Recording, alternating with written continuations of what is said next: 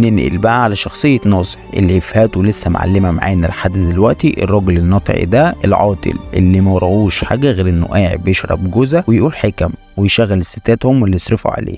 قصدي مباهج اللي كانت بتلعب دورها نجمة مصر الأولى نبيلة عبيد. شخصية وفيلم مش هيتنسوا بجد. بقول لك ايه، ما تجيب بس. بقول لك ايه، مقام الست بديعه مصلي مع الشش في نافوخي ولا وزن دماغي انا راسي مباهج عسل. احنا ياما برضه شقينا عشان خاطرك، ولا انت اتولدتي من بطن امك طول بعرض كده؟ ده فلوسي، ده شقاية وعرق جبين اللي عمري ما سالتك وديته فين ولا عملت بيه ايه. ما هو انا بقول لك ايه، روح لامك.